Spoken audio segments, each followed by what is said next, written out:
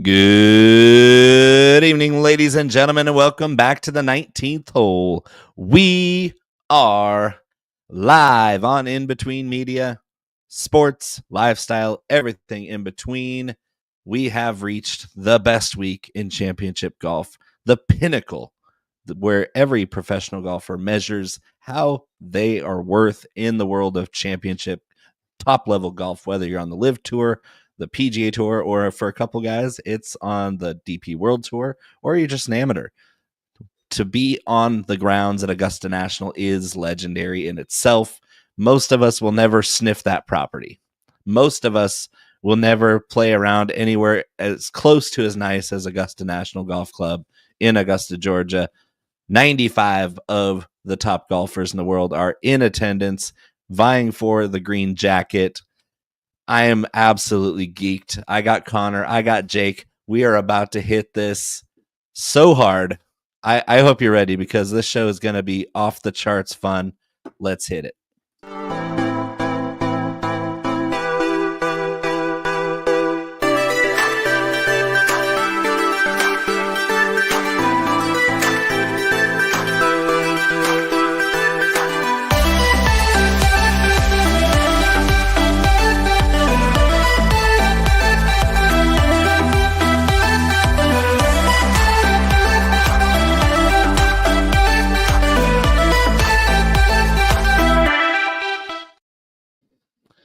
Well, it is Masters Week. Happy Masters Week to all that celebrate. I'm sure all of you who are watching this show are celebrating. It's Masters Week. And back by popular demand, they asked for him to replace Connor. The best we could do is have Jake back for Masters Week to chop it up. I was on assignment last week. I still watched the show. You saw me spamming the chat after work. Connor did a great job holding down the fort. I'm surprised you came back after such a raucous, rowdy episode without me last week. Jake was the star. Connor, you were still the glue that holds us together like peanut butter. I just love it. It's great to have all you boys here. How is everybody doing? Never been better. It's Masters Week. I mean, how can I not be doing great? It's so good. It tastes so good when it touches your lips. It's so good. It's just like this bourbon. It's weird. Yes. And I was just going to ask what everybody was drinking. I know Connor's of the Irish persuasion. Shout out to the Emerald Isle. Not just Redbreast 12. He's got the extra 3 years on it. Redbreast 15. That's got to be smooth as hell. It's so good. Oh, it's so good. So good. Jake, how about you? What kind of American charcoal oak barrel finished are you going to have on your tongue today? Yeah, well, see, this might as well be my birthday. It feels like the Masters is my birthday every year, so I'm going with a little Old Forester birthday. Ooh, what's the number? What year? What are we doing? 1890, 1920? What's the birthday? It's the a birthday specific bro. edition. Oh, the birthday edition Old Forester. Outstanding. I am going with a Horses for Courses. Since Augusta National is the ultimate Horses for Courses golf course, I'm going with the guy with the jockey on top, Blanton's single barrel. What letter you got? This letter is B, as in Bo's going to win. Even if it's not B, you'd say it was. Damn it. Damn right. It's like, I mean, the proof is in the pudding this season. I've put out a few winners. Some would say that I'm on fire, as the kids say. Jake, you've been great. Connor's been picking winners too for once in his life. I'm actually proud of all three of us for being so awesome at our jobs. So cheers to all of you. It is Masters Week. And if you like this content, make sure you like this video. You should subscribe to the whole damn channel. Jingle that bell for notifications. Jake, where can we find you? I know that we went over this last week, but I need to direct the people to your content as well. Yep. So there's a lot of my content you can find right here at IBT Media. I do some entertainment betting stuff over here, a little bit of fantasy football stuff over here coming soon. But if you obviously you're watching this, you enjoy the golf content, I am the PGA DFS and betting analyst over at Fantasy Alarm. Nice. We love Fantasy Alarm. Shout out Howard Bender and the crew. Great even dudes. We love we the even family. we even like Andrew Cooper on this channel. So You know what? another fellow He's all bourbon right. lover. Yeah. We know Connor. He's got his articles on IBT Media. You should check that out, especially Masters Week, because I mean, this guy's got a pretty good track record over the last few years of picking Masters winners. Even though 2 of the last 4 years, it's been a guy named Scottie Scheffler. Real tough to pick that guy out of a crowd. Yeah, no, the column this week's pretty good. There's a lot of info in there. It's already out and posted, so get over there and check that out. Like I said last week, not everything in that article makes it to this show. So Yep, it's a lot more in depth. It's like reading the book before watching the movie. We can't help but leave some stuff out of the show for entertainment value. I actually wrote a column this week. It's the only thing I'm going to write this year. I took my writing time and I allocated it somewhere else so I'd have more bandwidth for family time or doing whatever else I want to do, like cook good food.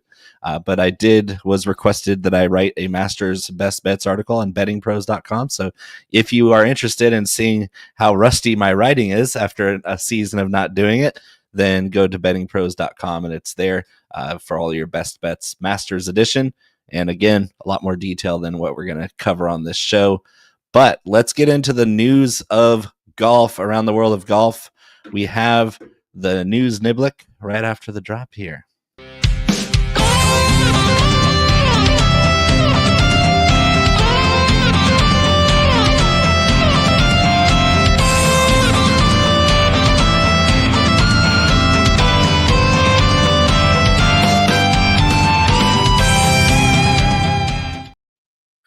All right. Did you guys catch the 2025 Valero Paint Drying Open over last week? Well, it was so damn slow, it wasn't that hard to catch. But yeah, I saw bits of it. As I said going into it, not the world's biggest fan of that tournament. So it was a bit of an unfortunately, I saw it.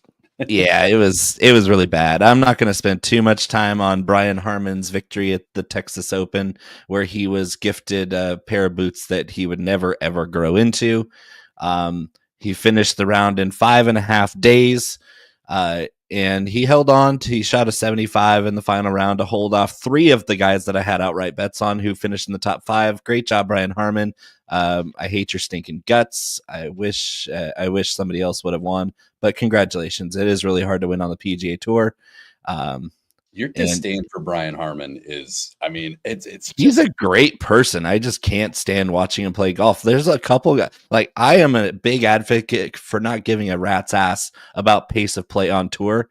He's the guy that changes my mind. Like he pisses me off. You could see Andrew Novak was pissed off at this guy on the golf course. It's just disrespectful to the game. The way he plays it is complete disrespect to the game.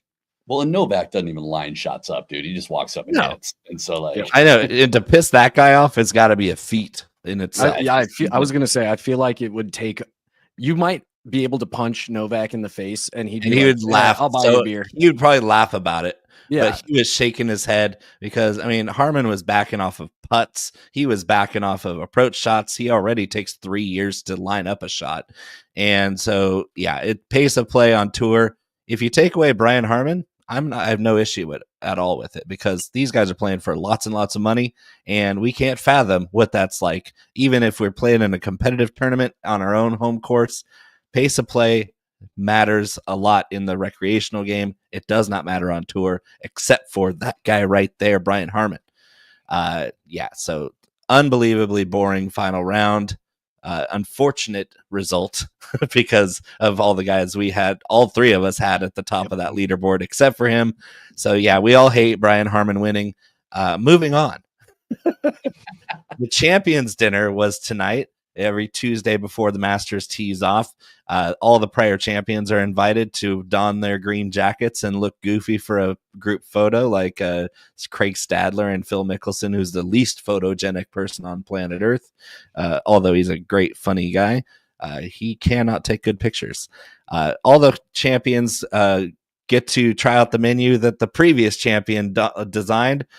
Scottie Scheffler, trolling himself, went with the exact same menu as a few years ago, except for one very notable addition of ravioli bites, which is, of course, a tribute to his Christmas Day injury, where he decided, I don't have anything to cut ravioli at this rental house on Christmas Day, so I'm going to use a wine stem.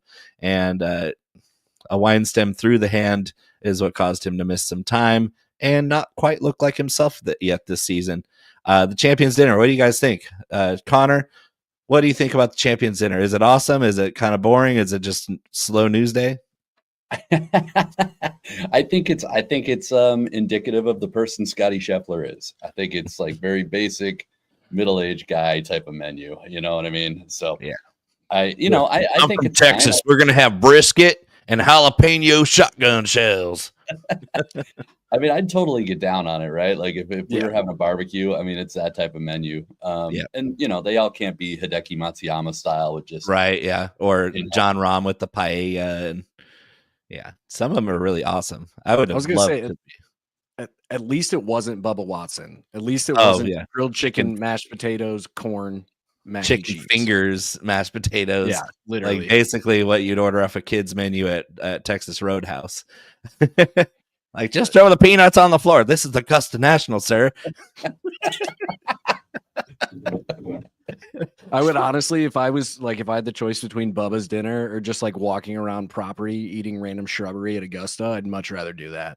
Well, they say that if the food is not to their liking, they can always order off the club menu, and a lot of people just do that. The prior champions will just order the straight up steak from the regular menu, and I have a feeling a lot of people did that with one of Bubba's wins, because that dude kept winning Masters. You're like, oh my god, I have to go through another chicken fingers menu. and I am a sucker for a chicken finger, though. Oh yeah, don't get me wrong, I am too, but like.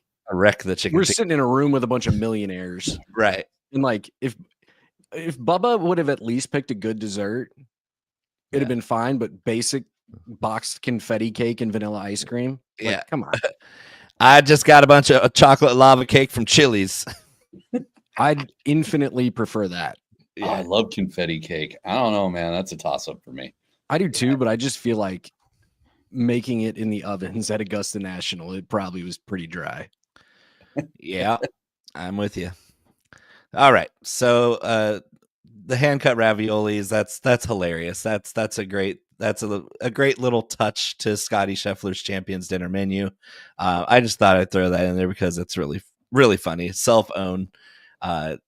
Champions Dinner for me is really cool just because you could see all the generations of champions going back a lot of years. The great Golden Bear, Jack Nicklaus, is still there. Tom Watson, still looking dapper as ever. Yeah, if you see the pictures of the Champions Dinner this year, it's a who's who of some really impressive guys. And Danny Willett's there too. Like, who would have thought Danny Willett would be invited to a dinner that classy anywhere? But here he is. Hey man, you win a Masters, you can do whatever you want. I know, it's great. And then Angel Cabrera gets out of prison, and he's like, "Hey, you're coming to dinner, right?" Hey. Could be worse. He could still be in prison, and then they like telecall him in. Yeah. And instead of the green jacket, they just give him a green jumpsuit for the day. Yeah. So it was pretty interesting because there was a time when the coverage on TV was going between the Golf Channel and NBC, and for about from ESPN Plus to the Golf Channel was airing the last 15 minutes of the recording of the putt, chip, and drive contest at Augusta National with all the kids. That was infinitely more exciting than watching Brian Harman navigate a 75 on Sunday to win somehow. But also this earlier week was the Augusta National Women's Amateur, and we had a Spanish winner at Augusta. Who would have thunk? We got Seve Ballesteros, John Rahm, Sergio Garcia, all have green jackets. So we have, let me get her name right here, Carla Bernat Escuder, 21-year-old Spaniard, wins the Augusta National Women's Amateur. And I mean, got to hand it to her. She held on for dear life because there was a lot of talent in this field, including defending champion Lottie Woad out of England. It's cool because they play the Champions Retreat the first two rounds, and then they get a practice round at Augusta National, which has got to be just like mind-blowing cool experience. And then they get to play the final round at Augusta National from the forward tees, 6,200 yards, no slouch in any case. And we got the Spaniard winning, but the real story was 16-year-old asterisk. That's right. It's her first name, asterisk Tally. Her name is 2 different punctuation marks. Asterisk Tally goes out there and absolutely balls out at Augusta National. She hit some of the most magical touch shots I've ever seen from any golfer at any level, male or female, it doesn't matter. This chick is the future. And that's what I got out of it. It was good job, Carla, for winning the thing, but we're going to see asterisk Tally in the Nelly Corda stratosphere very soon. Yeah. I mean, that eagle on 1. Ridiculous. Insane. There's been 5 eagles in the history of the Masters on number 1. 5. That's 80 something years of people playing hole number 1 with different wind conditions, different scoring conditions. 5 hole outs for eagle, and she goes out there and bloop. Connor, what do you think about asterisk Tally? Are you impressed?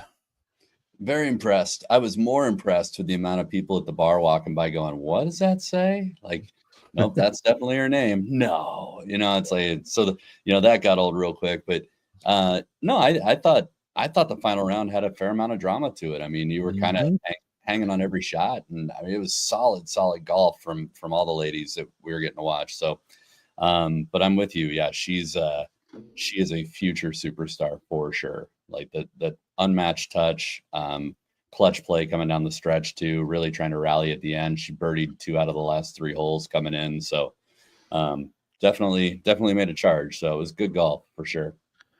And before I hit the next drop where we go over the golf course, I have to ask each of you, let's say in an alternate universe, you qualified for the Masters.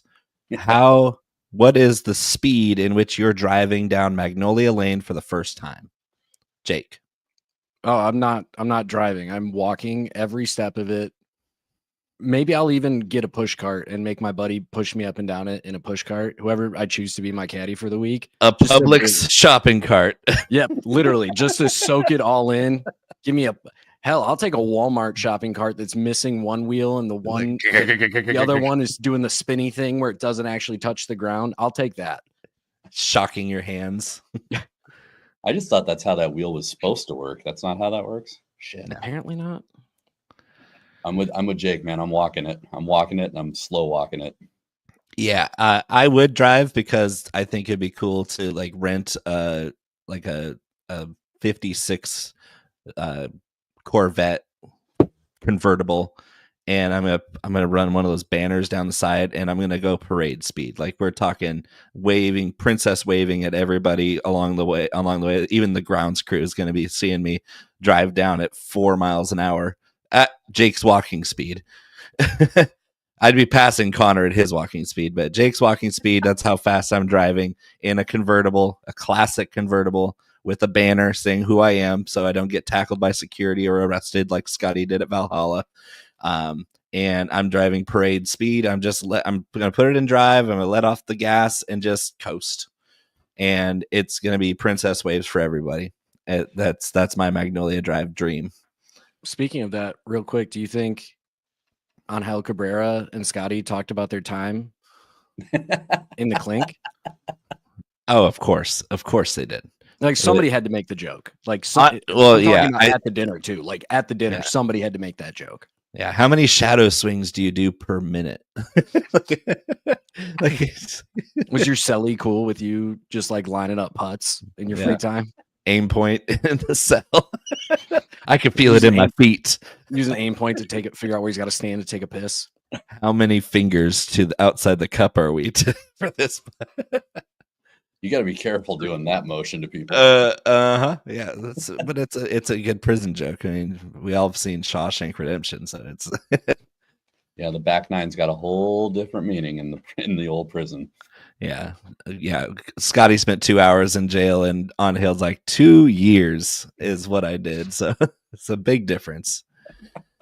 All right. Connor is chomping at the bit to go wax poetic about the most poetic and beautiful and mystical golf course on the planet, in many people's opinion. Let's hit it. Media. Say Caddie.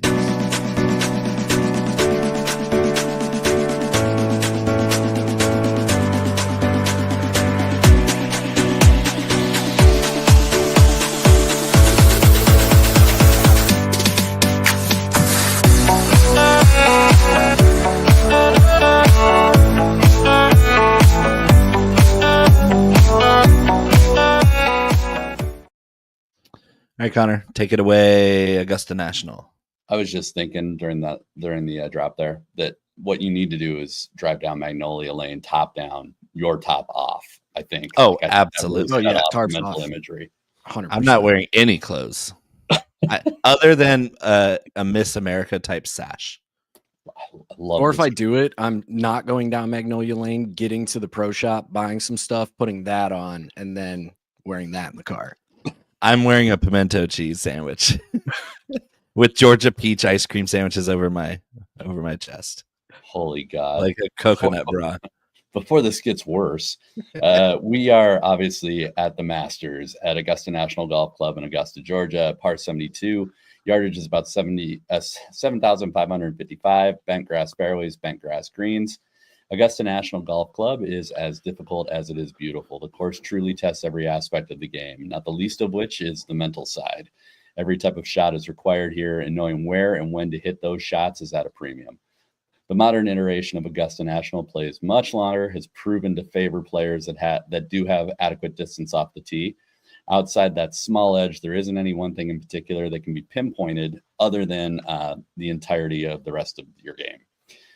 There are many different archetypes of work here. We've seen a bunch of different people win, but one thing stays consistent. You've got to play great golf at all 4 rounds with no exception. The course itself has many defenses. The fairways are tree lined through the entire property.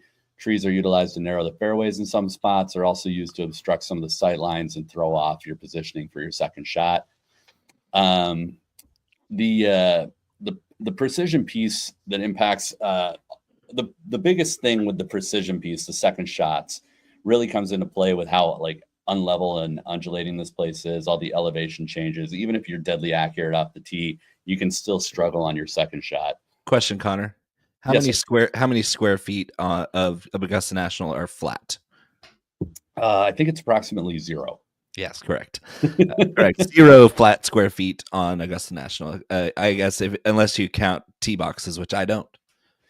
Even those, I'm not entirely sure completely flat. But yeah, so anyways, let's say that you do navigate all that successfully. Your approach shot into these greens. The greens are super firm, super fast, tons of undulation and subtle breaks. They play shadows. They basically play like concrete. You've got to really know how to navigate these greens. Great shots into tight pin placements may look good on the way in and are just going to zip right off the green. So you really have to know where to place the ball on your approach shots as well. So another thing that does rear its ugly head at Augusta from time to time is if the wind kicks up here, the wind really kind of swirls throughout the property. So you'll play one hole with a certain wind pattern. You think you're kind of getting in the rhythm of how it's going to go, and that just shifts on a dime. So luckily, this week's going to be pretty tame. It does look like maybe Thursday and Friday, it kind of keeps changing a little bit. We could see around 12 to 15 mile an hour, maybe a little gustier on Friday possibly. But right now, the wind doesn't seem to be like it's going to be a major issue. But that's definitely something that this place can get a hell of a lot trickier and a hell of a lot drier and faster if that wind does come up. So, yeah, I know you guys are chomping at the bit to add your bits of wisdom and passion for this place. So hit it up. Go ahead, Jake. Do you want to answer Royal's question? Because I know that it has been addressed online by some of the golfers who played practice rounds. Go ahead. Yep. So it really isn't changing much about how the course plays. Most of the damage that Augusta received from the hurricane was in the woods surrounding the course. So outside of less shadows, really not going to see much effect, if any. Who was it? Somebody was saying, I think it was Rom, said that there's a tree that used to be there that's now not. I think it was 10 fairway He's like, so you can hit a high cut over there. But also, he said, now that I said that, there's probably going to be a tree there tomorrow. Yeah. Which also goes to show Phil at one point talked about playing a practice round there, and a tree did fall over. This was years ago. And he said by the time he was done with his round, it was already being cut down and wrapped into cords to be used as firewood. So these guys stay on top of this course like crazy. So It's I don't the expect most perfectly manicured golf course in the world. Yep. It's going to be completely fine, playing really no different than we've seen before. Yeah, I did. I've been following Michael Kim, as both of you do, and he's the most honest and transparent about the whole process of being a touring professional. But he played his practice round and said there were a few trees missing from where he remembered, but there was no trace that tree was ever there in the first place. So it's kind of a Mandela effect of where the tree got from before the hurricane. They did get some rain earlier in the week, I believe on yesterday, but he was saying today that the greens were still extremely fast, extremely firm, and that was before they had just mowed it after the rain kind of rolled off and dried up. So it's playing like the hood of a car again, like has been described. It's so nasty out there, but it's also so beautiful.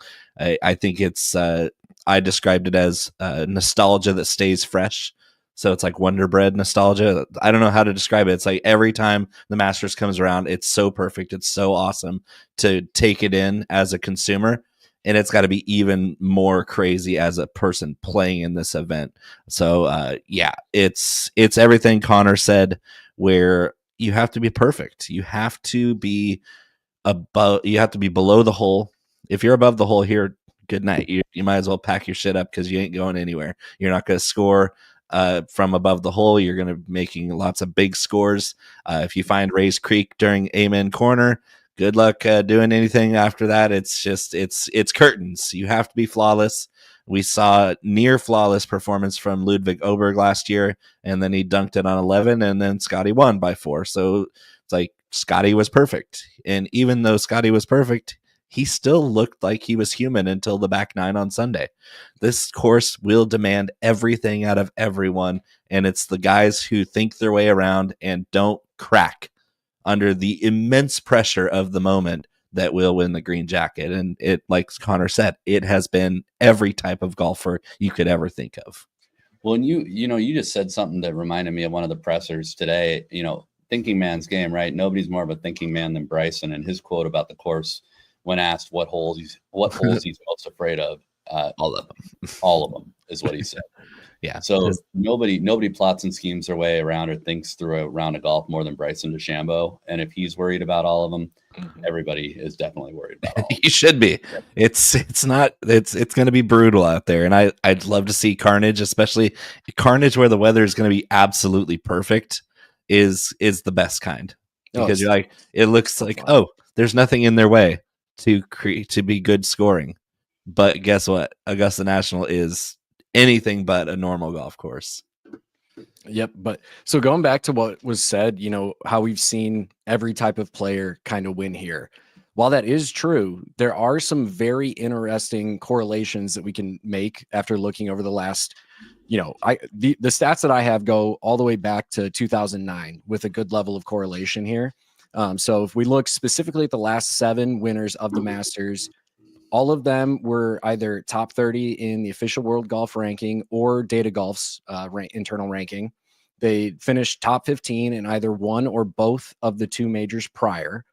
They had a previous major top 5, a top 5 finish in the season that they won the Masters, a previous top 25 at Augusta National, and entering the tournament ranked top 25 in shots gained tee to green and top 50 on approach and around the green. And so if we use those as a baseline, there's 5 guys, which are Rory, Colin, Hideki, Shane Lowry, and Russell Henley. So if that history continues itself, it's going to be one of those guys. But I've got stats to narrow it down even farther. Ooh. If we look at the last 13 Masters winners, 13 of 13 had at least 18 total strokes gained tee to green in the 4 tournaments that they played prior to their Masters win. Not going to go through the list of the 14 players that are in the field, But if you put both of those lists together, there are exactly 2 names that stand out this week: Colin Morikawa and Russell Henley. They're the only 2 that are on both of those lists. Excellent. And if you want to go back even a little farther to 2009, these two stats, when combined, have the farthest that I could find correlation together, which are the top 30 in the official world golf ranking or data golf ranking, and a top 5 finish on the season prior. That is true of every Masters champion back to 2009. So 15 years of correlation there. So you heard the guy. It's Colin and Russell.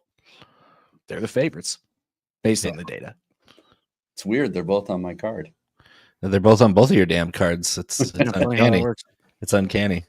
They're not. Neither one of them's on my card, so I'm feeling a little left out, but also feeling pretty good because I'm getting good odds. It's almost like we know what we're doing. Yeah, we'll have to see who knows what we're doing more. Huh? All right. With that being said, it's a perfect segue to twirling some clubs and betting on some golf. Jake and Connor, are you ready to twirl some clubs? Jake, you got to settle this for us. Tell us which one of us has a better swing. You just watch the drop. You decide. I got it. I'm ready. I'm locked in.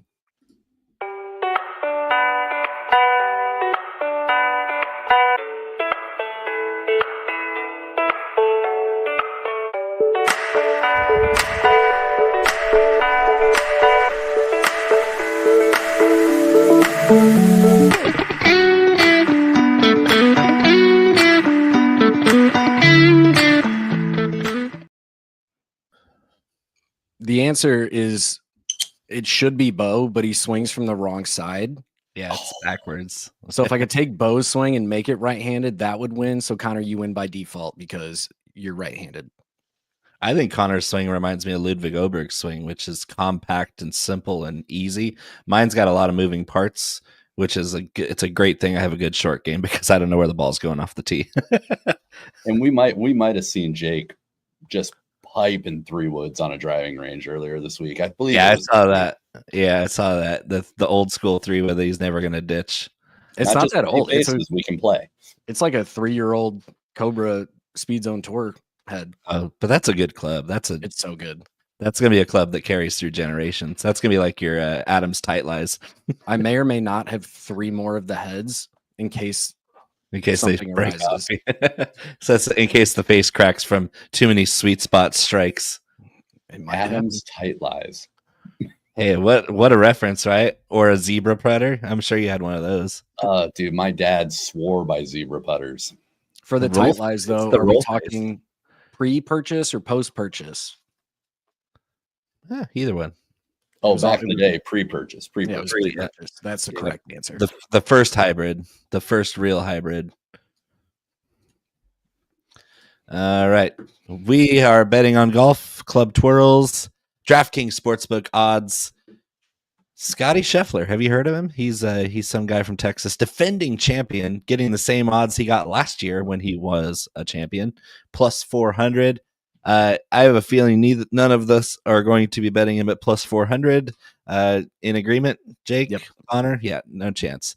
Rory McIlroy is a very popular choice at plus 650. I know you're both pretty high on him. I'm high on him. I just don't love the odds. I'm almost considering doing a live bet on Rory because he can come back from any distance.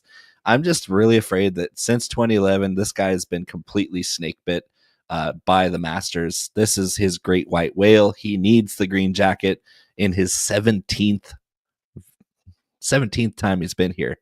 And he's finished runner-up once, which was the year after he completely collapsed in 2011. And since then, he hasn't really done a whole lot. He's showed up a couple times in the top 10, but Rory McIlroy needs to win the Masters for the career Grand Slam. Why are you two both convinced that he's going to do it this year? Why am I convinced? Because he's been close. He consistently, his performance here in general has been really solid over the years. I know he's got a couple of missed cuts, but the runner-up in 2022, is surrounded by cuts.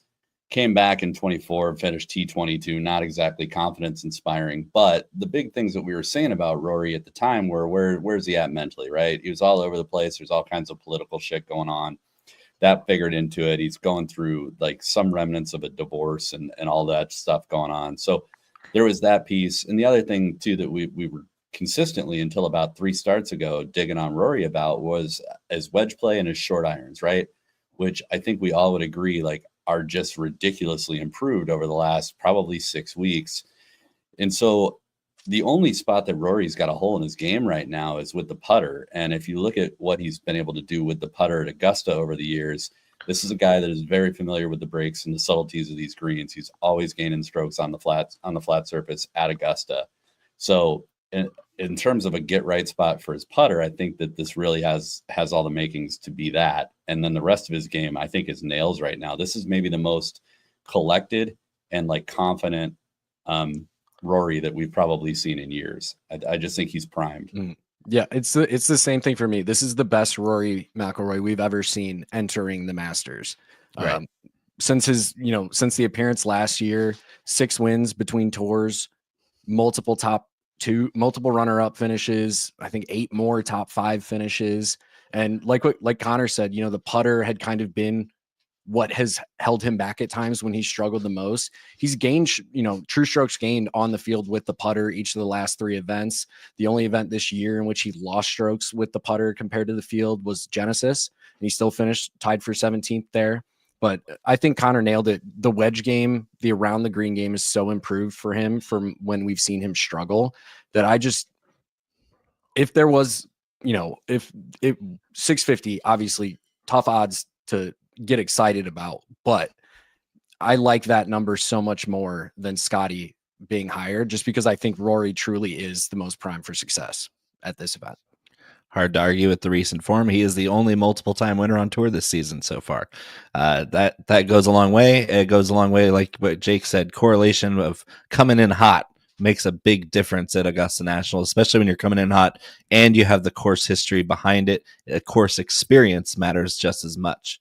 I'm kind of lukewarm on the number. Plus 650 is a little short for my liking because number one in my model above Scottie and Rory is Xander Schauffele at plus 1800. And I don't have all night to talk about how Xander Schauffele is going to win the Masters, but you guys are banking on his form not being so great since he was injured. He came back. He made a couple runs, but he's been kind of lukewarm this season. But we're talking about a 2-time major champion last season. He's got all the talent in the world. He's number 3 in the world still, despite not having the greatest form this season.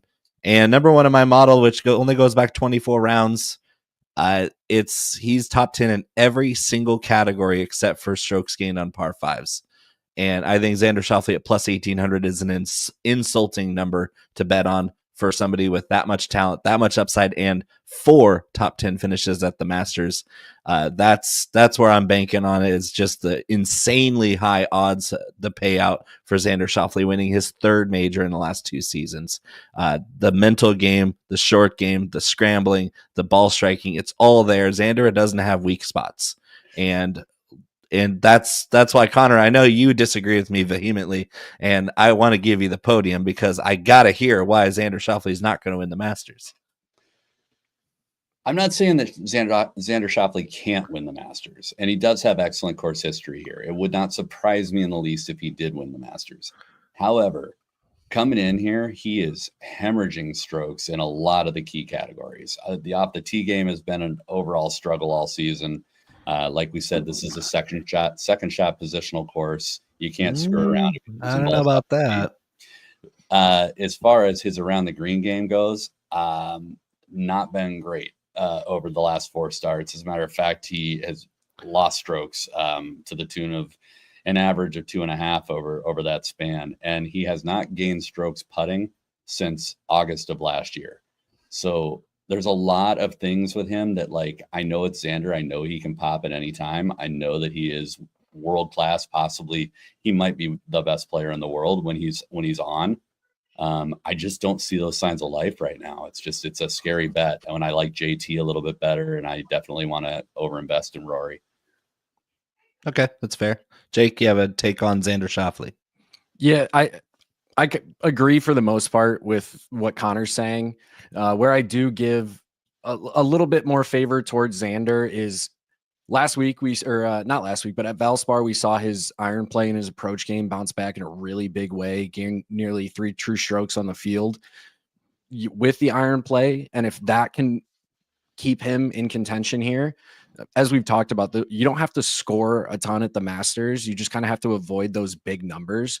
And that's kind of been Xander's entire MO here. And I think if the iron play trends up, I don't know if I like him as an outright play, but I definitely like him, with the odds that you can find for some of the, top 20-ish areas. Yeah, and I did want to call out real quick because you hit on something, Jake, that I will give Xander high marks for, even with some of the kind of sketchy play as of late. Like, he's still number 2 in this field for bogey avoidance, and he's still number 7 in this field for avoiding 3 putts. So there's some of those metrics that avoid giving strokes back that he's still head and shoulders above the field. And that's why I say, if he turns it all on, it wouldn't surprise me in the least. But we're gonna need it to happen all on one weekend, and it's got to be at Augusta. I'm not as sure. Jake, let's go back to you. I notice you have Rory and then one guy here that's the hottest betting pick, and Connor agrees with you. Shout out NorCal, he went to Cal Berkeley. Collin Morikawa, after completely folding like a lawn chair, crumbling like a stale cookie last year, turned into a pumpkin. He hasn't won anything in 2+ years. He seems to be snake bit by any amount of pressure, period. Why do you think he can be anything more than a stat darling at Augusta National this year? I think he's ready to shuck that trend and get that, metaphorical monkey off of his back of not being able to close that win. As I already mentioned, statistically, he lines up nearly perfectly to be a winner here. The approach game has been great. He's been gaining strokes off the tee. We've seen improvements in the wedges with him as well over the past, 5-6 months all in. I just think his game's, again, much like we saw with Rory, probably in one of the best spots we've seen him entering the Masters. And as we talked about, the course history is super important here. Using the Data Golf's course history metric, being good at Augusta National gains you about 1.6 strokes in projected value gain. And when you have a guy who over the last 4 Masters starts hasn't finished outside, tied for 18th, has 3 straight top 10s, including a top 3 last year. Everything lines up for Collin to win. He just needs to, like you said, kind of get out of his own way. Just listen to his caddy. When the caddy says do this and Collin's brain goes, maybe I should try. No, shut up, Collin's brain. Get off the course. Listen to my guy, JJ Jakovac from Chico State. Yeah, listen to JJ. Trust him because you got the game. Collin, we all know you got the game. It's like just nobody loves Collin Morikawa's game more than me, and he's number 4 in my model. I'm not gonna poo-poo anybody but voting on Collin Morikawa. I'm just worried that his putting can't hold up. Although he's missing birdie putts, he's not 3-putting. He's actually number 6 in this entire field in 3-putt avoidance, which is huge. It lends a lot to his success at Augusta National. In any case, no matter how poorly he's converting his birdie chances, he's still putting himself in a lot of more birdie chances than the average guy because his ball striking is so absolutely nails. And I will say he has improved year over year putting wise at Augusta. So I feel like, again, just the maturity that he has, if he can just maintain that for 4 rounds instead of 3, we got it. All right. Ludwig Åberg, the first guy I can remember to actually almost win in his debut season at the Masters. It was his first major period. He had just finished swamping the U.S. team at the Ryder Cup, and he's going out at 20-1. It seems a little short, but I'm intrigued because who has more upside in this field? Maybe Bryson does, but who has more upside to completely just wash this field than Ludwig Åberg? Connor, are you taking the bait on 20-1 Ludwig Åberg? I'm taking the bait. Yeah, I think Åberg is just a generational talent that we haven't seen in quite a while. I think when he has everything going, he's on a different level. I mean, And we watched what he did in his first trip to Augusta last year. I mean, you don't see that type of performance out of a debutante ever. He navigates the course with just this cool, calm collect about him. He's confident, but not cocky. And you can't. This is a course where you do have to dive into strokes gamed headspace. And I think Oberg is probably the most cool and calm collect person on tour. It's just he's unfazable. And we talk a lot about him being almost course proof. I think that he is to a point. I think if there's a knock on his game, it's probably some of the short irons, some of the wedge play, chipping, yeah. Which is a little concerning at Augusta. But I don't know. You can't fade somebody like Oberg. Yeah, I found it interesting watching last year's final round. Is he dunked the ball on approach on 11 and smiled like, what a terrible shot. Colin dunked it on 11 and completely fell apart. Like you could tell he was completely devastated by the whole thing. Like he was on the 11th hole, still plenty of time to catch up. And that was it. Colin Morikawa checked out completely when he put it in the water on 11. Oberg battled back after 11, and for him to completely mishit a shot into the water on the 11th hole, the back nine, amen corner on Sunday in his first major ever, and crack a little smile was like, oh, this dude is absolutely for real in every way. Like this kid is going places. I drank all the Ludwig Oberg Kool-Aid 2 years ago. So, Jake, talk me out of it. Talk me off a ledge because 20-1 is as short as I was willing to go. But seeing that number made me really happy because then I could bet on our favorite Swede. Yeah. The main thing I have against Oberg, again, kind of going back to some of that historical data, no player who has ever missed the cut at the tournament they played just prior to the Masters has won. Okay. Ever. So he'll be the first one to do that. That'd be cool. Yeah. I think he can do it. Like you said, I think he's got the game. I love how, kind of in contrast to what we were talking about with Brian Harman earlier, I love how quickly Ludwig plays the game. I wish he would slow down around the greens because I feel like that's 90% of the issue is he doesn't consider what other options are out there. He sees, I can bump and run this. I want to flop this here.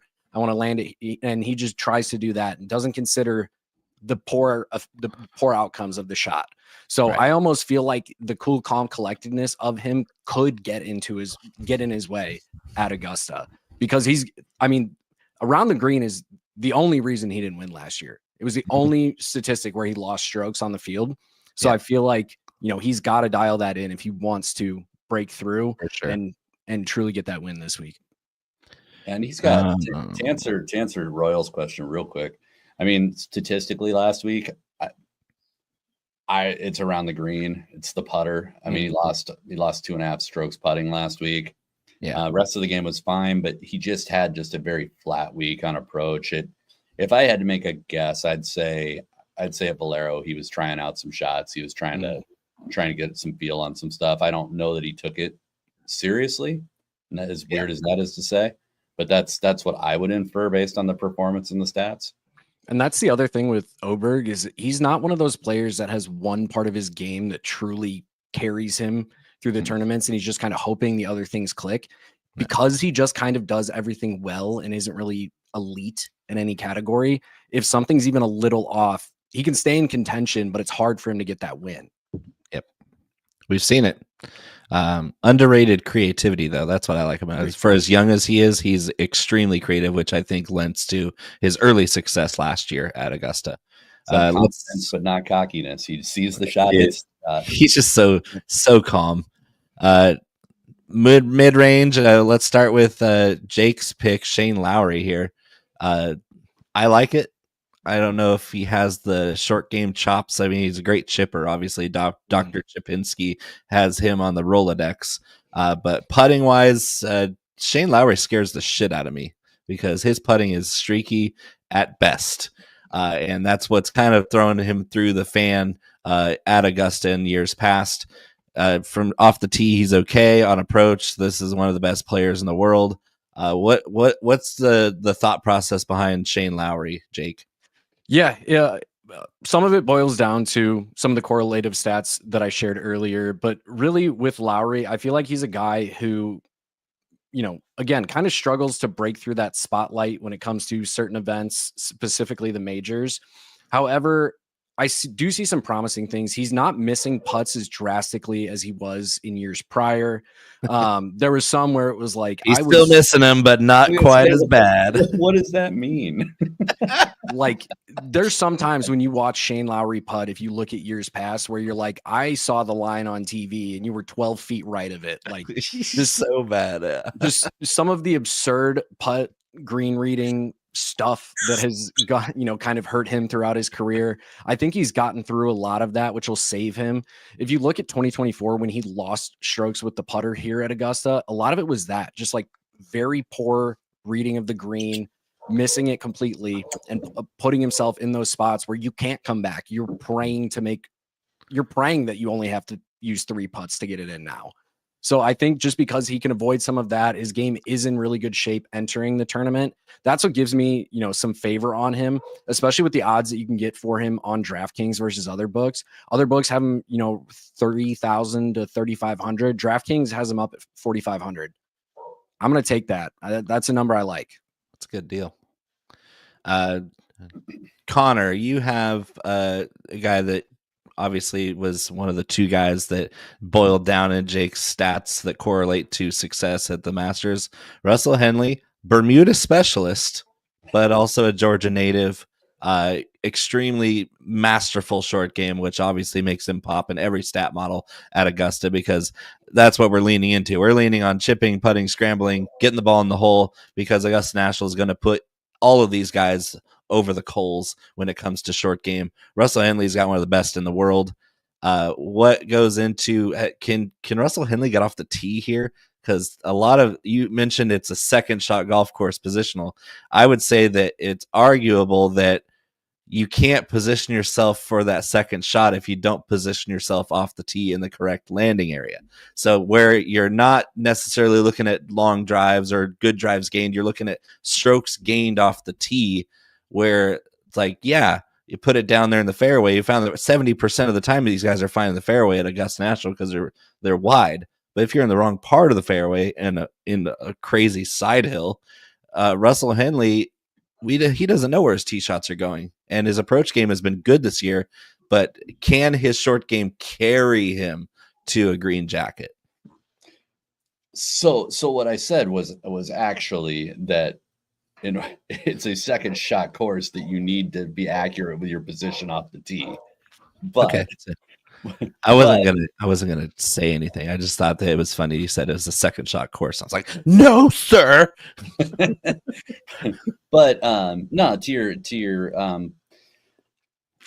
so the first thing I'd say about him is Henley, outside of the fact that he's playing incredible golf this year and he's got a win at the API, he hasn't lost strokes off the tee on approach, around the green, or putting pretty much for the last 3 starts.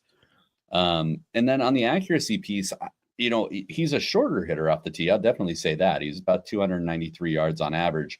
But driving accuracy in terms of hitting the fairway, again, massive fairways, so it's not indicative of the precision you need at Augusta. But as a stat, he's actually a lot more accurate than I think people give him credit for. He hits about 71% of fairways, which is not anything to laugh at.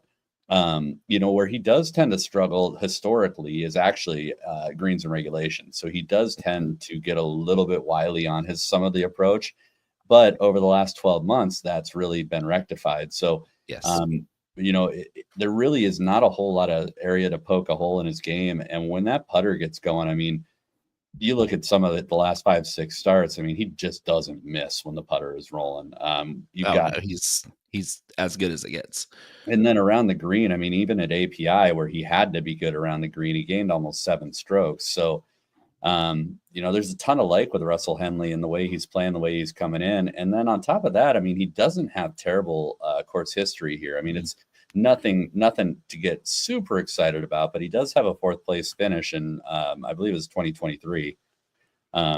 2022 or 2023. I can't remember off the top of my head now, but so yeah, I mean, keep rolling with him. This is a guy that won very recently at 55-1. It's a pretty good number. So I have a bone to pick with you about Russell Henley. The reason why I didn't bet on Russell Henley, not because I don't like him, I love Russell Henley, is because he's 66th in this field on strokes gained par 5. And guess how you win the Masters? You dominate the par 5s and you hold on for dear life on the par 4s and par 3s. And 66th on strokes gained par 5 is a huge red flag. Because what if I told you there was a guy who has better course history, better Masters history, 60-1, who's also an amazing short game, the best short game in the world, in fact, and also struggles off the tee just as much as Russell Henley does.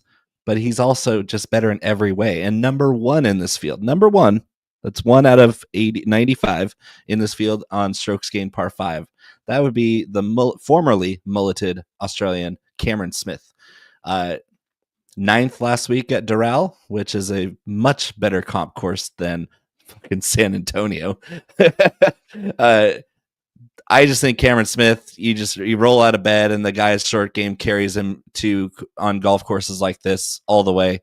And for him to be 60-1, I'm not going anywhere near Russell Henley when I have the choice to get at Cameron Smith at a better odds in most books. Yeah. Jake, I want to get Jake's opinion. You can close. I'm going to let you finish on the Cameron Smith. But Jake, tell me why I'm crazy about Cameron Smith over Russell Henley. Then I'll let Connor lay the gavel down. Yeah.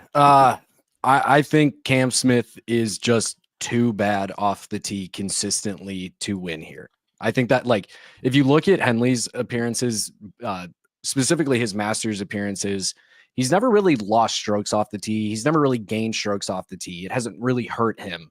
When you look at Cam Smith, he's pretty consistently lost strokes off the tee at Augusta. He's lost strokes almost exclusively either off the tee or on approach so far this year.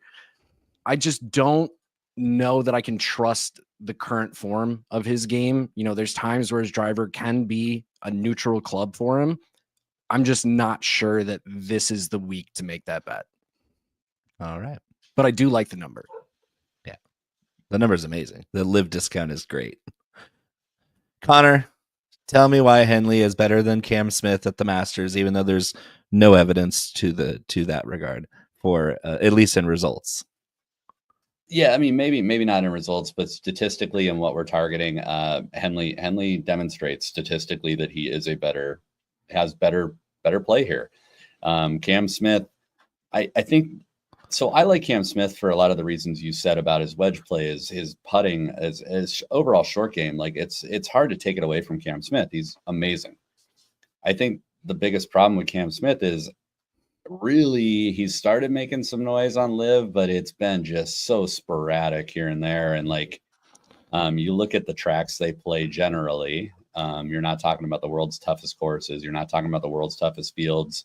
And on top of that, I mean, I don't know. I think Cam Smith 2-3 years ago, probably. I think Cam Smith now, I don't know that he can win. I just don't know that he's got the complete game anymore. Yeah, that's fair. I was interested because just obviously strokes gained off the tee, he's 86th in my model, but he still ended up 7th overall in my models. I was like, it's like 60-1 for this guy. You got to be crazy to not take that. Well, especially when he's got 4 top 5s in this event. It's just like you have to pay attention to that track record. Mm-hmm. The way I weighted it too, Bo, I mean, he pops pretty good for me. He's in my top 20 in that model. And then when you sort down by Augusta track record and break in some other mixed condition modeling factors, shoots up to 3rd in the model. So, I mean, he's definitely there. I wouldn't fault anybody for betting him. I got to spend money other places. All right, let's see who else in the mid-range here. Oh, Bryson DeChambeau for Jake. You're taking a flyer on old Bryson. I like it. I am. He's got tons of upside. I mean, this dude's excitement personified. Yeah, and I think that's a lot of what it boils down to. Like you said, nobody dissects a golf course like Bryson. I know we all memed him when he said, "Oh, this is a par 67." Yeah, right. That's because he was bombing the par 5s. That's what he was saying. I didn't take it as a slight to the course. I took it as like you need to shoot 67 to shoot par. If you shoot over 67, you're in trouble. Like, and if you break down the history of the course, that's pretty accurate. Like, if you can't get a couple rounds in the 60s, watch out. Yeah. But I think, we know his career at Augusta hasn't necessarily been the best. He debuted here really, really well, went through, 4 years or so making the cut, not really making any noise. Then he missed, back-to-back cuts. And then he bounced back last year in a big way with the T6. I think his game is the best amongst the live golfers, maybe with John Rahm as kind of the only exception to that entering the field this week. Mm-hmm. He's consistently been performing well this year on live, just 2 finishes outside the top 10, multiple top 5s, including a runner-up finish on the Asian Tour just before that. So I think with Bryson, it comes down to the fact the driver is such a strong shoot for his game. Weapon. His around the green game has improved in a really big way from we saw it at the last year's Masters. The chipping was not his downfall last year. Yeah, it almost was. He still technically lost strokes compared to the field there, but not in the way that he had in years prior. In fact, it was the best year with ShotLink data that we have that he has had at Augusta when it comes to that club. The putter, as we know, when his putter is on, he's one of the best putters in the world. We've seen that fewer and farther in between. Maybe he needs to go back to the side saddle. I don't know. But the weird straight arm long putter, like isosceles stance. It's the minimum lie angle you could possibly get. If it works, it works. But yeah, I think Bryson is probably the best odds of a live golfer in terms of where the money can be put. I just don't see a better option. And guys, guess where he's from? Texas. NorCal, baby. NorCal. Birthplace of champions. It's proven fact. All right. What do you say we get in some long shots? Because there's a lot of intriguing long shots. This is not usually a long shots type event. This is usually, unless it's Danny Willett or Angel Cabrera, we're talking about somebody with double-digit odds or single-digit odds wins the Masters. It's the Masters. All the best guys are here. Let's go with Jake first. You have a lefty in here, and obviously there's a long laundry list of history of lefties winning this thing. And Bobby Mack from the Sacred Ground of Scotland he's had some pretty good success here for the lack of success he's had everywhere else in the world. Robert McIntyre, explain yourself, because Bobby Mack is not the first lefty I think of when I think of the Masters. Hey, he's not, but this year he might be. So one other correlative stat that I found was that I forget the exact number. I think it was 10 of the last 12 winners of the Masters had at least 1.7 strokes gained per round on the year tee to green. Bobby misses that number by 0.01. So if we're taking, he hit the number if you round up. Exactly. Like if one ball landed 2 inches to the right, like that's the level of error we're talking about when we're talking about that number there. So I think, a lot of it boils down to that. The course history obviously plays a factor here. He's got 2 appearances in 2021 and 2022, finished top 25 in both, top 12 in his first appearance here. He putts really well here. He chips really well here. He gets off the tee well here. Really, the only thing that's kind of held him back here has been his approach game, which is very clearly much improved when you compare, when you compare his starts in 2024. He had just 2 starts on the entire year where he gained more than 1 stroke per round on the field in terms of the approach game. In 2025, he's got more than 1 twice. So he's already outpacing his performance of years prior. And that's not even counting the fact that he just had a T9th where he probably did gain strokes on the field in Singapore that we just didn't have ShotLink data for. So again, I think it boils down to a lot of just the recent form of Bobby McIntyre presents the best, potential for a plus EV bet at this point. When we start looking at these long shots, he statistically is about as close as you can get without being one of the obvious names that stands out. All right, Connor, you have a guy that has a Masters green jacket in his closet. Number 2 in short game behind Cameron Smith in this field. Not the most well-liked character as far as Masters champions. He's probably less liked than Angel Cabrera, who's just got out of prison. Patrick Reed, 100 to 1 on a lot of books. He's kind of gotten shorter on some of them with a little bit of steam, and he naturally gets a little bit of steam because it's Masters week. He went to Augusta State, for Christ's sake. This guy is Masters personified. What stops Patrick Reed from winning another green jacket? Patrick Reed himself. Exactly the right answer. No, and honestly, like Patty Reed wouldn't have made my card except for the odds, except for the history he has here, and the short game. Outside of that, he's not setting the world on fire on the Live Tour. Really, he hasn't made a whole ton of noise when he's teed it up back in the majors. But you look at the number, and I think he's still settling around 110. Yep. 90. So he's around 90. But if we're going to play the narrative, and you should play the narrative, that course history matters here. You got a guy with a green jacket who historically has done incredibly well. I mean, you're not going to find that type of mix down here in a whole lot of these guys. I'm going to finish your list off here so we can get to Jake and finish off his long shots. Daniel Berger, I can get on board with because he's just a great short approach player, great short game. But explain yourself on Cam Young. Other than course history, which is okay here, this guy has never won anything ever. He's got no short game, no putting skills. He 3-putts everything that I've seen. I can't endorse Cam Young at all. 0. I will not bet him at any number because he doesn't win. Explain yourself on Cam Young because you don't have to sell me on Daniel Berger. No, those are all fair statements. But I think something that I put together today as I was going through just analytics is you talk a lot about big game hunters. Cam Young fits that description to a T. He has absolutely no place competing in majors, and he does almost every single time he tees it up. And that's not just like a fluke from a couple of years ago when he's starting out. I mean, that's right up to the majors last year. He's still competing. And you look at his 14 major starts, he's got 5 top 10 finishes. He's got he's got 2/3. And then you look at what he did at the Masters, he's got a 7th and a 9th over the last 2 years. I think Cam Young, just in general, more or less is one of the more inconsistent golfers I've ever seen play the game. But for whatever reason, he gets up to play the majors. He puts it together. He competes every time. And he's 200 to 1. Yeah, he's Brooks Koepka's third cousin by result.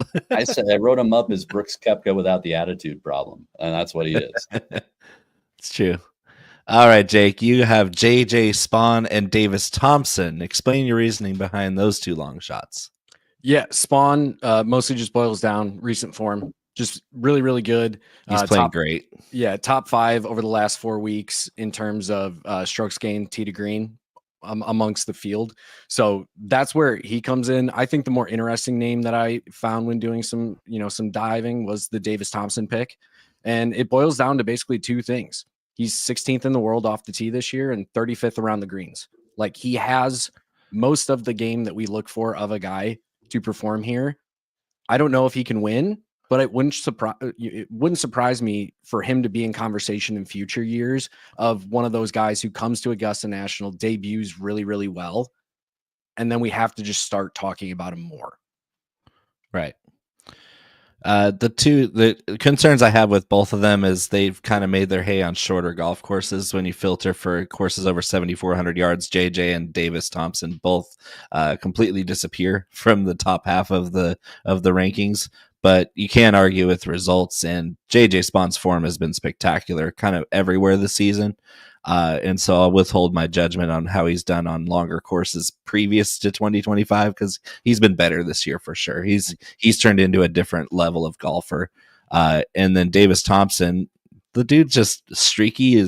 When he's on, his approach game's nails. Like, this guy is an iron player extraordinaire. I worry about Spawn's short game here, but it's also been kind of less of an issue. Again, like, JJ Spawn's figured something out. My two long shots are Keegan Bradley, Captain America. Let's go USA in September. Bethpage Black. Keegan Bradley, usually we're worried about his approach game and then a little bit less or so his putting. His putting's been kind of lukewarm as always, but his approach game has gone from, oh crap, Keegan can't hit an iron shot to, oh crap, Keegan is 12th in this field in strokes gained on approach. So Keegan Bradley going out at 100-1 seems like a really good pick for me. I had to kind of look at him and Patrick Reed and in the same area and decide on which one I wanted to put my money behind. I think Keegan Bradley's form this season is a lot better than Patrick Reed's. And even though he's not really pushed any leaderboards here, he also has never missed a cut at Augusta. Like Keegan Bradley is always in contention when he's got a chance to do something really special this year. And so far he's been impressive. I think Keegan Bradley's in some of the best form we've ever seen Keegan Bradley. Even the year he won the PGA, he really kind of came out of nowhere and then fizzled out after that.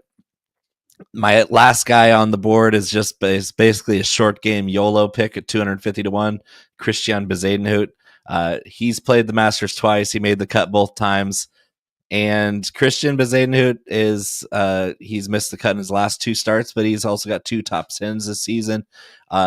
Streaky, amazing short game.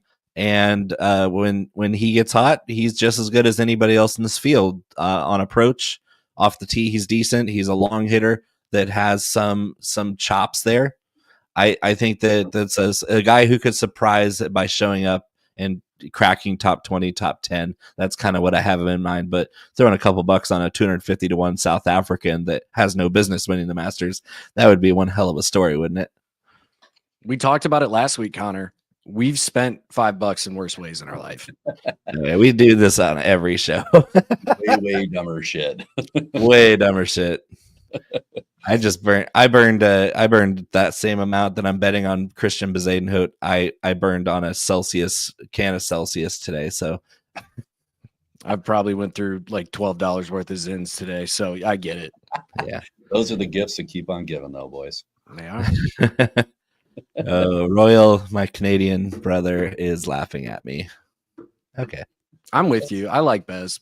Yeah, I don't have any beef with Bez, actually. Bez isn't going to lose strokes around the greens. I can rest my head on my pillow knowing that Bez won't chip it into Race Creek. Royal's just pissed that we didn't call out any Canadians. If Canadians could win through short game, then we would definitely play them. But Corey Connors is your best bet. And playing a guy with 0 short game at Augusta doesn't really entice me at all. I like Corey Connors. I don't. Oh, explain yourself. Placement props. Yeah, we got placement props, and Corey Connors is on the damn logo. Jake, this is all you. This is all you, Jake. Yes, sir. So, again, DraftKings found Corey Connors top 10 at plus 400. I like that number. He's finished top 10 here thrice in his career, and he's playing better golf than the last 2 times that he's played here when he missed the cut and finished tied for 38th. Recent form has been phenomenal. His last 4 starts, tied for 18th, tied 8th, tied 6th, 3rd. The putter's been on. The wedges have been on. The approach game has been on. The game off the tee has been on. Again, not to be confused with Ben On, who's in this field. That's what I was thinking. Definitely not to be confused with Ben On. Ben On is higher in my model than Corey Connors. I love you, Ben On. I will no longer ever bet you again because every time my stuff says you should be good, he's missing the cut. Yeah, we have the same Ben On experience. It's him and Keegan Bradley. I just don't touch him anymore. But yeah, I think it's a trend in this show. Clearly, I'm putting a lot of weight on the recent form of these golfers just because that's the kind of beast that Augusta is. You have to come into it in good form, and Connor's form is arguably as good as anybody's right now. So I'm really just leaning into that. Yeah, Connor's been dialed in. No, I actually agree with you. I don't know that I'd be taking any shots at an outright with Corey Connors, but I don't hate the top 10. Plus 60-1 though as an outright. I don't hate it. Do you like the Sepp Straka miscut because you think he's going to miss the cut, or is that just a spectacular number? Plus 225 for Sepp Straka to miss the cut. I like that number. It's enticing because if we're talking about guys who make hay on short courses and not on long courses, Sepp Straka is your guy. Yeah, I mean that's really what it boils down to. It's a combination of of those. I saw a tweet that was basically saying like the outright odds for him were offensive based off of his current standing, which I can totally understand. He's been playing great golf this year. However, around the green he sucks. Oh, he's pretty awful. consistently terrible that way. When he's been good this year, he's played okay around the green. It hasn't even been a true, bonus for him. His approach game is solid. He's been pretty poor off the tee.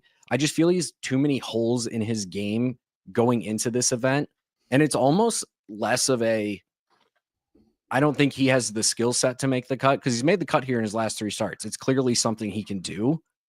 I think the overall field has more guys that are likely to push him outside of that top 50 plus ties than it is for him to just blow up and shoot 78 and miss. I'm going to tail you on that one because I wholeheartedly believe it. Because, yes, Sepp Straka has the upside to make you a lot of money in DFS this week. But on the flip side of that coin is a scary missed cut where he goes 78-82 because he can't chip the ball, save his life on the most difficult golf course to chip and putt on in the world. I just don't see it. I can definitely see the miscut, and that's a damn good number. Getting plus 225 for that guy to trunk slam his way out of Augusta and go the wrong way down Magnolia Lane on Friday afternoon. It was literally like an instant bet. Also, another random fun fact about Sepp Straka: never shot better than 70 at Augusta National. Has never hit the 60s. That's not good, Bob. It's not great, Bob. All right, Connor, are you ready for the hat? Yeah, I am.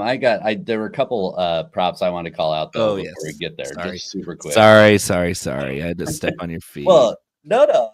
There's a couple of longer ones that I think bear calling out, and there's some more in the column. But Cam Young, top 10 plus 1100, top 20 plus 400. Jake's also noted made cut prop minus 120. So even money. Cam Young, his last 2 starts has been in the top 10, so plus 1100.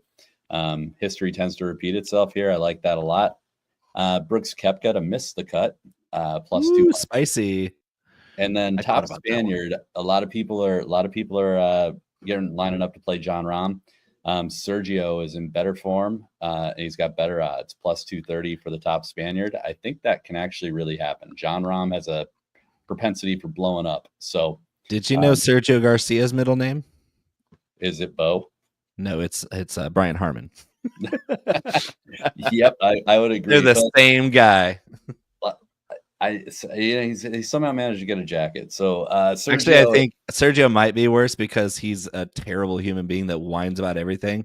Brian Harman's at least a decent guy. Just can't stand watching him play. I can't stand watching or listening to Sergio Garcia. Yeah, I'm not gonna lie. I'm out on that one. Yeah, me too. Cut in 5 of his last 6 Masters appearances, and that's not great. Sergio over Rahm. And if you guys want to take a beer bet, I will do that beer bet all day. I'm taking John Rahm every time. Yeah, I'll take that beer bet. I'll take Jose Maria Olazabal over Sergio this week. All right, double down on that one. I'll go 2 beers for Bernard Langer over Sergio Garcia. I love where your head's at. I like Bernard too.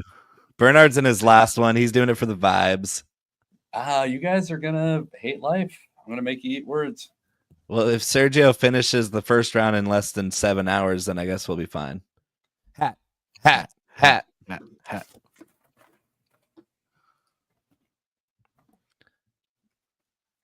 What's the number? 36. Not bad. 36. Ooh. You gotta be kidding me. I'm still trying to get Is it Tommy Fleetwood? I swear to God. No. It's even better. My number 30. Go ahead. Matt McNeely for me. Not a bad one. He's playing great. Jake, do you have a 36 on your board? Yes. Give me 1 second. I have to pull it up. I'll just tell you for full disclosure that my number 36 is Sergio fucking Garcia. No, it's fucking not. It's not. It totally is. You want to change your bet? I do. No, I don't, because the hat has been not that great to me. I don't feel great about my 36. It's Tom Kim. No, that's I bad. He's love done that. so bad. I don't even know how he qualified. So I have the best hat pick, huh? You got the best hat. All right, Bo, who you got for the who's your outright? Xander Schauffele at 14 under par. Love that. Jake, I have a feeling we're going to say the same guy, so you go ahead. Colin Morikawa, 12 under par. Oh, you had me like we were going all in Rory. I'm gonna ride with Rory. I'm gonna say Rory, and I'm gonna say 15 under. Yeah. You know what? I've been following the math too much. I'm going with the gut. That's an inside joke for my buddy Jed, who's watching. Jed, I love you. I'm going with the gut. Rory, and we're going 16 under. He's going to set the record. And actually, it's not the record, but the real record. But the weather, the weather-wise, it's supporting good scoring. So yeah, I can definitely see good. That's why I said 15 under par, because it's going to be some good scoring. The time is now, boys. The time is now. Masters Week, baby. All right. Thank you, Jake. Fantasy Alarm. Check him out. He's also here with us on IBT Media. Conor Coughlin, you know him from IBT Media fame. Check out his column. If you feel like reading the only thing I'll write this year, check out my article for the Masters at bettingpros.com. This has been the Masters edition of the 19th hole. Live as always.